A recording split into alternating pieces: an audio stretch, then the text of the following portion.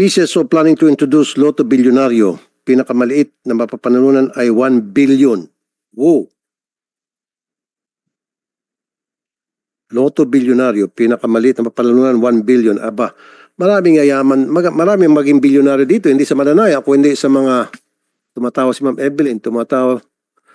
Ako po, kinakabahan ako rito. Lotto Bilyonaryo, maraming magiging bilyonaryo mga taga-gobyerno rito.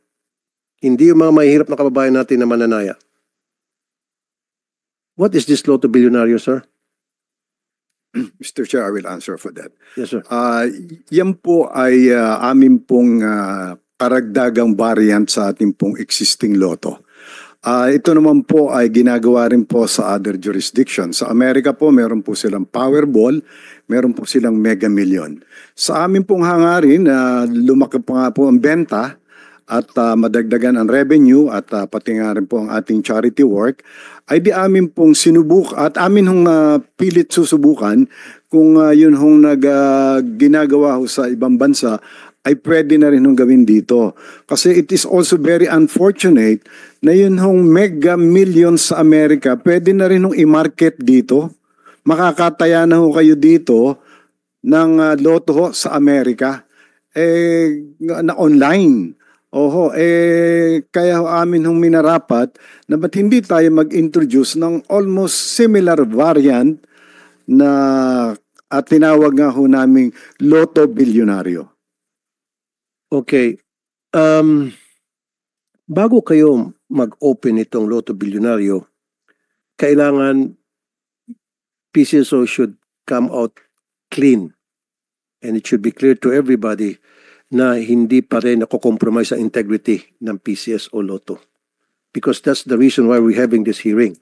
Kaya nga galit ako dahil sa DICT. Nasaan yung alipores mo sa DICT, Mr. Garcia? Sir? Nasaan na? Your Honor, I'm still coordinating po with the office. But Your Honor, we upon checking po, we've already sent a copy of the vulnerability assessment reports to your office po. Pero ang kailangan, sir, magpaliwanag kayo. Ipaliwanag nyo in layman's term kung ano yung report na yun. Maging kami, hindi man namin masyadong maintindihan. Kaya himay-himayin nyo yung report na yun at ipaliwanag nyo sa taong bayan. Hindi yung kami magpapaliwanag sa taong bayan. Kayo magpapaliwanag. Kasi kayong gumawa ng assessment. Yung madaling maintindihan. Now, ito, Lotto Bilyonaryo. Sir, Mr. Reyes, I would not recommend that PCSO would come out with this new game, the Lotto Bilyonaryo. Ayusin niyo muna yung integrity kasi questionable po. Alam niyo naman to, di ba? Opo, kaya nga maraming nagko-question sa integridad ng PCSO. Opo, kaya nga po kami ay natutuwa at nagkaroon po ng ganitong pong pagpupulong dito pong ito pong committee na ito at sa hangarin po natin talagang to come out kung meron nga pong problema sa PCSO so that the committee can issue a resolution of what's the best thing to do at para nga po at kung wala naman, para naman po mabalik din po yung integridad para po sa ating pumananayang Pilipino.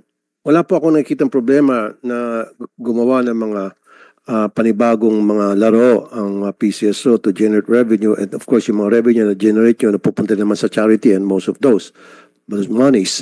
Pero ayusin mo natin yung integridad ng PCSO. Dapat maging malinis muna, mapatunayan na malinis at walang kalokohan sa yon. And then pangalawa, bago ka mag-isip ng mga bagong project, ulitin ko for the nth time, ayusin mo natin yung problema nila Ma'am Evelyn Javier. Maawa naman po kayo. Huwag yung mag-open kayo sa mga Luwelier, Palawan, kung ano pa ba yung pera padala. Ang yayaman ng mga yun, bibigyan nyo ng bagong negosyo. Yun mo lang napasara, mga senior citizen, mga PWD, diba, OFWs, na nag-invest tapos biglang nawala yung investment nila, napunta sa wala dahil pinasara sila. Sila muna unahin. Saka na yung mga remittance center. Huwag po. Opo, Mr. Chair, we'll take note of that. Thank you, sir. Kagaya nga po ng aking... Dahil kapag hindi, araw-arawin ko kayo. Kagaya nga po ng aking sinabi kanina, kung mahirap nga po yung procurement ng lumang machine, kung yun hong akin hong sinasabi na yung parang modern POS, kung yun ho ay magagamit nila with the same linkages, I will suggest it to the board. Ma'am Evelyn?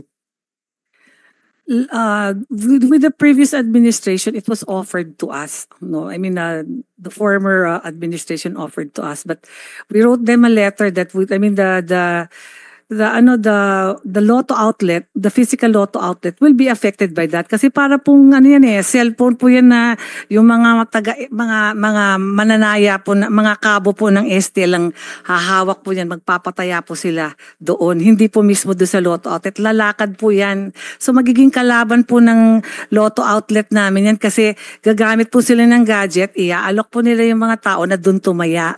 So parang dati ho pinatigil na rin yan kasi parang siyempre yung puso po nung dating administrasyon nasa mga lotto agents. Ayaw nila po kami na maapektuhan at matuluyang magsarado. Kaya hindi po kami pabor dyan po sa POS. Sorry po, with due respect, Chairman, yung POS po na yan po yung dati pang pinag-uusapan na nung naintindihan po namin na hindi talaga po kami makikinabang dyan. Or kung meron man po makikinabang na saradong loto, yan po ay maglalako.